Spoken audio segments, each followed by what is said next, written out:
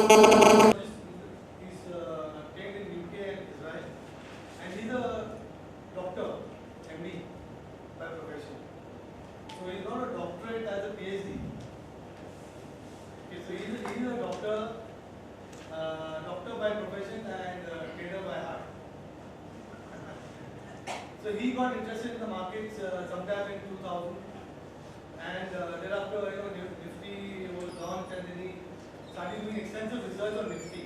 And I got to know him through my seminars, and being a voracious reader, his investment in from books and DVDs from my place has been almost 25 lakhs. So you can imagine the kind of no, I'm okay. I think I'm. So he has developed, and he said that I would like to develop it, and I would like to give this. I would like to give it to the retail the retail investor, so that they can benefit out of it. So I said, doctor, let's do some seminars. Let people understand that. But they said, who will come and nobody knows me. I'm a doctor. I'm a serious guy. I look like Narendra Modi. Nobody will come take me seriously. I said no. I will ensure that people take me seriously, and we launched the Nifty. So we launched it in mid 2014, and this is our 8th program. We've got about including Bombay and Bangalore, we have about 300 plus past students. We have a WhatsApp group also for students who have attended our seminars. And he has, and his indicator works. He's developed an indicator which he talks about, and it works excellent. And I have myself now stopped getting the so-called big guys from US and UK, and I'm working extensively with Dr. Pandey. So without taking much of your time, and I'm sure you're more excited looking at the markets right now. Today the market went up. Thank you everybody, and good evening. Thank you for taking the trouble to come for a seminar today. So my talk basically is on technical analysis. I think that most of you are familiar in the market. So basically there are two methods to analyze the market. One is the fundamental, and the other is the technical. Now, fundamental analysis, as you all know, is the study of balance sheet, finding out which stocks are undervalued as per their scope in future, which sectors, which stocks within that sector, and so on. That takes a lot of study and a lot of knowledge of economics. The other way of looking at the market is technical analysis. Now, what is technical analysis? It's basically the study of price. The price gives you patterns. Okay. These patterns are known as charts. By looking at these patterns, one can, with a reasonable amount of certainty, predict what is likely to happen in the future with that particular stock or commodity or currency. So, technical analysis is the study of prices with the help of charts. The modern technical analysis stems from Dow theory.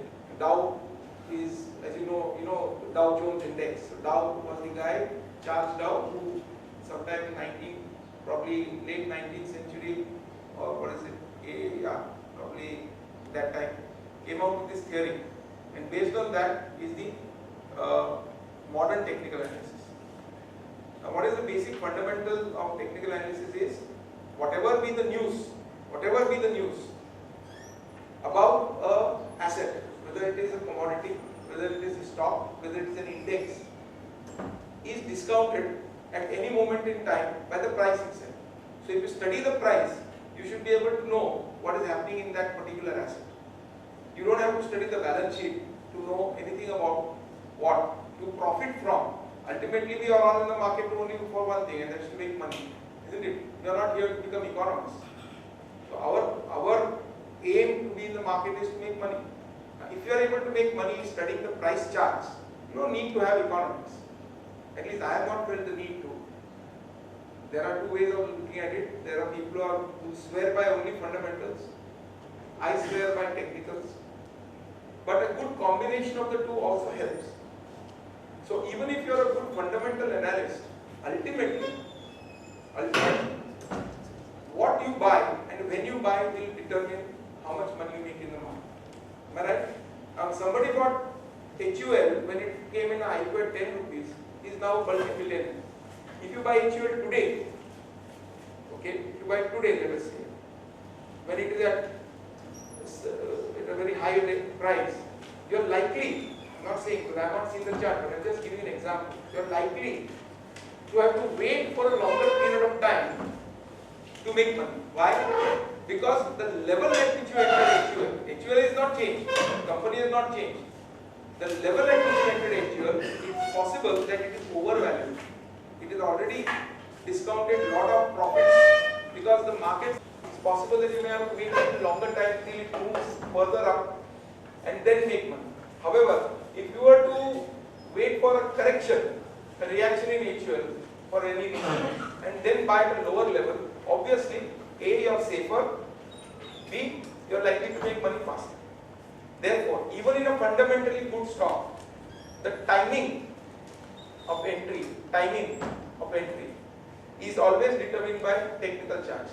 And if someone tells you that is purely only going on fundamentals, I think he is telling a lie.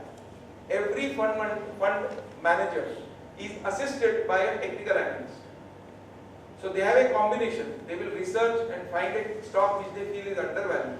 But when to buy and when to sell that stock is usually determined by charts. So what I told you is that it's a study of price and that the price discounts whatever information about that asset. The second thing is that the future can be found in the past. That means you must have heard that history repeats itself. We have found repeatedly chart patterns that happen and these patterns repeat themselves. There are patterns of accumulation and then there are patterns of absolute.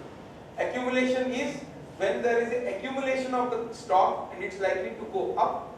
Distribution is when there is likely to fall. Now why does this accumulation and distribution happen?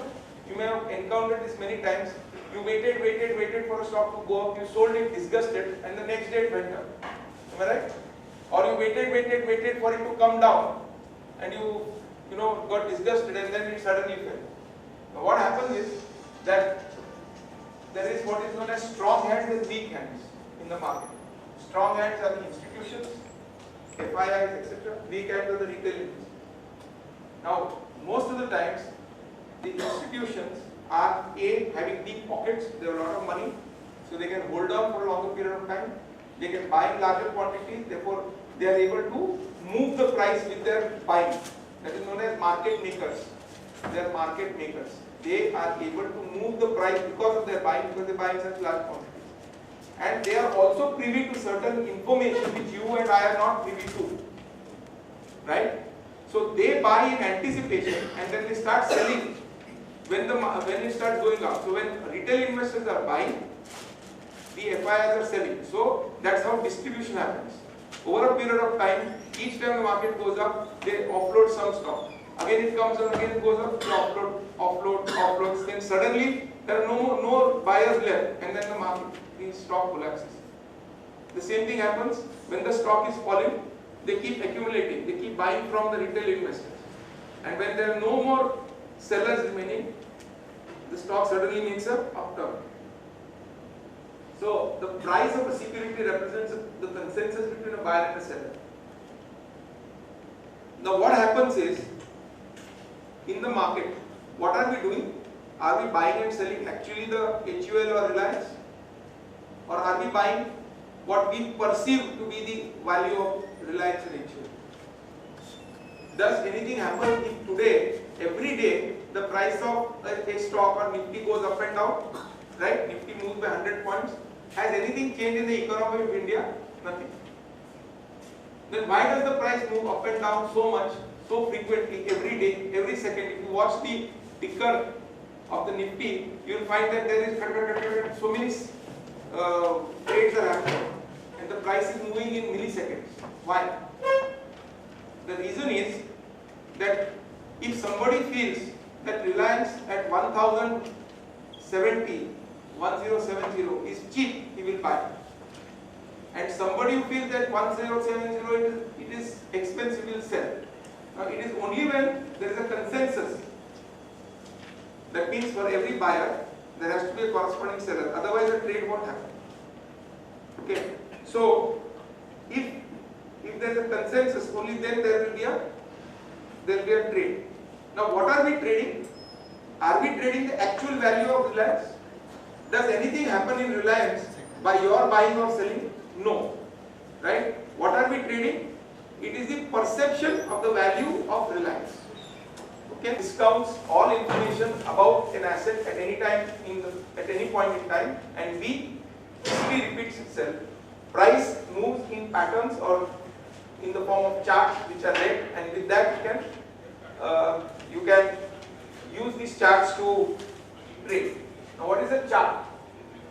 It is a constantly updated record of the investor's recognition of fundamentals, and most important is that discounting the future. That means what has come in the paper or come on TV, you can take it for granted that was already in the price. So many times you may have seen a stock or a company gives a fantastic result, but after that result there is a fall in the stock. Am I right? And then sometimes somebody gives a bad result and the stock goes up. Why does that happen? Because already the information is out. You may or I may not have it, but insiders have it, and they have already been buying and they have been selling according to the news. So they will act in the opposite direction once the news comes into the public domain. That is why they say buy on rumor, sell on news, or the other way around, right? So a chart is a graphic record of the psychological state. It isn't real value that drives market up and down. As I told you, it's the perception of the future value. Now, what is the two basic things which move the market? Fear and greed. Fear will bring the price down, greed will push the price up. Therefore, you have to, as a trader, be able to recognize what is the prevailing sentiment in the market. Is it greed or is it fear? And trade in that direction. If you feel greed is the prevailing symptom or the greed is the prevailing emotion, then you should be buying on dips. And if it is fear, then you should be selling on rise. Okay? If you are not able to recognize the prevailing emotion in the market, chances are that you will be losing money. You cannot trade against the prevailing emotion. Now, where is big money made in the market? The big money is made in the market when there is a change of the emotion. It is many times easy to recognize the prevailing emotion. But when does greed become fear and fear become greed?